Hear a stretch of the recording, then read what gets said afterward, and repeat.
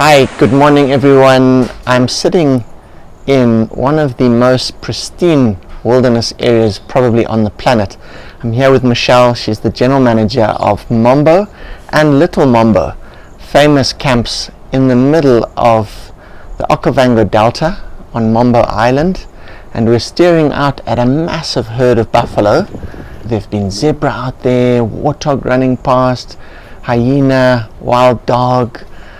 We've seen leopard around camp. It truly is living up to its name. Michelle, I've always wanted to come here, finally managed to get here, and we've had the most tremendous day. Thank you so much for having us. You're very welcome.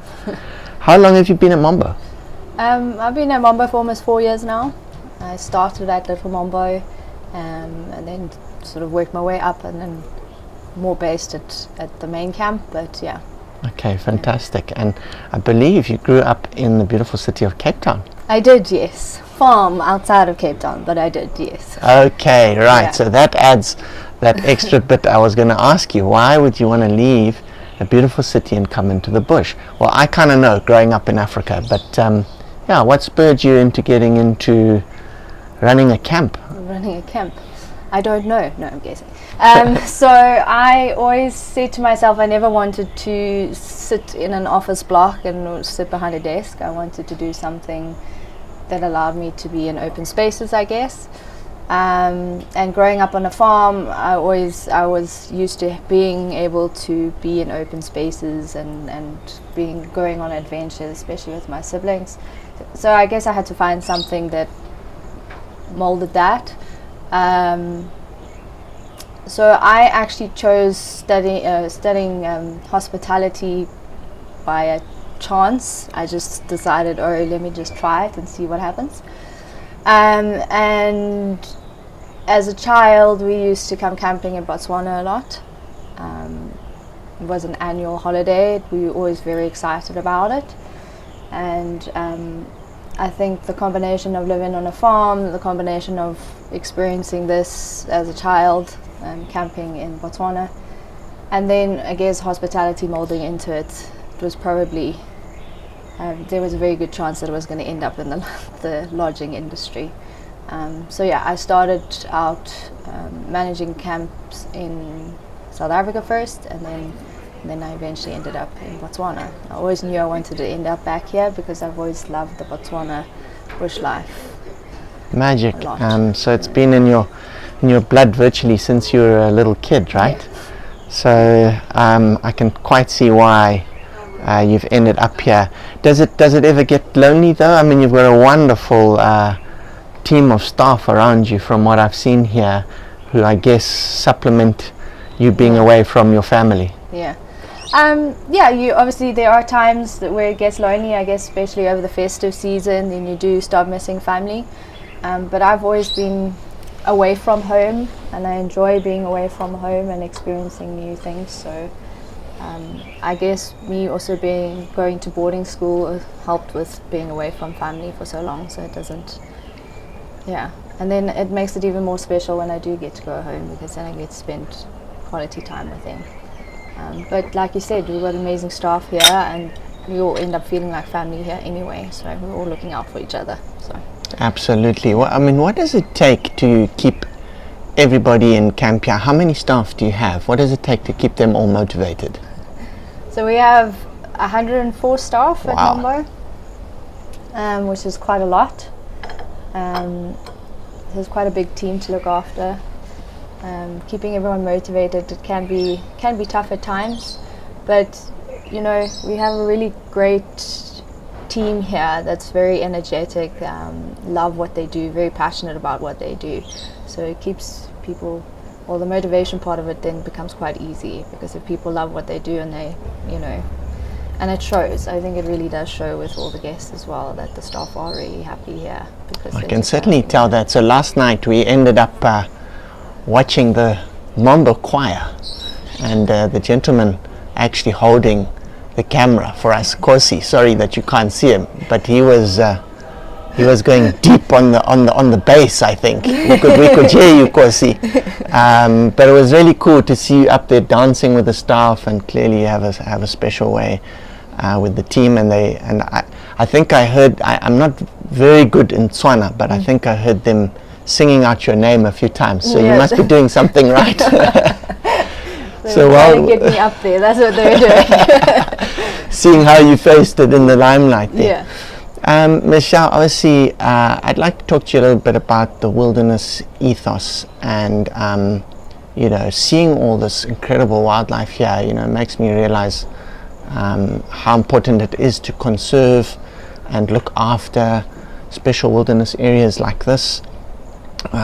Wilderness has just undergone a rebranding. I'm not going to sort of bring that into this. Everybody can have a look online and see what that rebranding is about, but I'm going to talk more about the fact that 40 years old now, a company, which sounds long, but it's actually quite short considering what's been achieved. Can you tell us a little bit about what's been achieved in that time?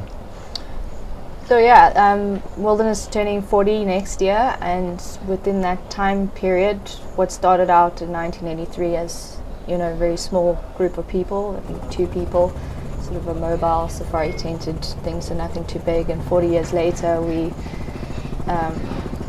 conserving 2.5 million hectares of land. Wow. And we have about 60 camps. We're operating in 8 countries. And we employ about 3,000 staff across the board. So yeah, that's very impressive over the last 40 years to think about what we've actually achieved. It is absolutely Especially incredible. where we've come from. So yeah, it is really incredible to think. And when you say it like that, I mean, over 2 million hectares of land being under some form of conservation by wilderness. And yeah, 3,000 staff, did you say? yeah. Amazing. Biggest safari company in Africa, I think. Yeah. So Well, I would imagine so, but yeah. well, I know that how well you're known across the world, and it's truly amazing what you're doing. So thank you to you and to Wilderness for that. Maybe just in closing, I know you're getting staff from all around the world, but maybe you could tell us about 1 or 2 of the more memorable experiences, preferably funny. And you don't have to relive these if you don't want to, but experiences that you might have had here in camp. I can imagine you've seen a lot of things. Anything come to mind? Maybe an experience that happened to us as staff the other day was when we got stuck and we had to get ourselves out. That was quite an awesome experience and a little bit of a team building experience as well. Tell us what happened there. Did you get stuck in a vehicle or in a boat? Or? Yeah, no, in a vehicle. We got stuck in some mud, actually. We were wanting to go see the north of the concession, there's quite a beautiful lagoon, and we wanted to get there, and we got stuck in the right towards the end. As we were coming out, we got stuck, so it took a lot of logs and a lot of manpower to get us out, but we did get out. Well done. Good team building experience, as you say. Just to remind folks out there, we came in by plane.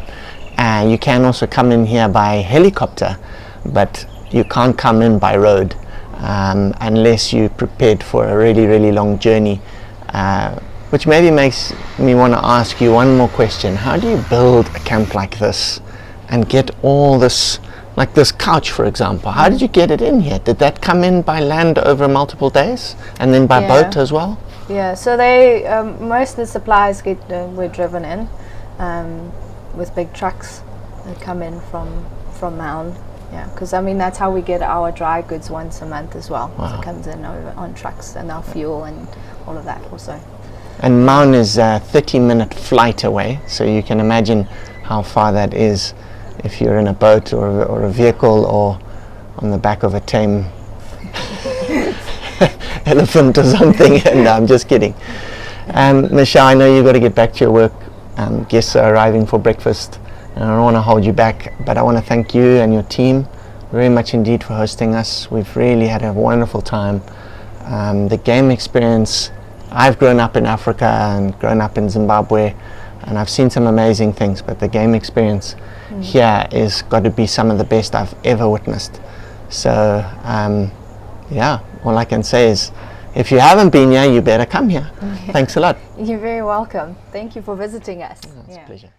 If you like this episode and don't want to miss out on other ones, please go to YouTube, look for Luke Brown Zim, and hit the subscribe button. Thanks.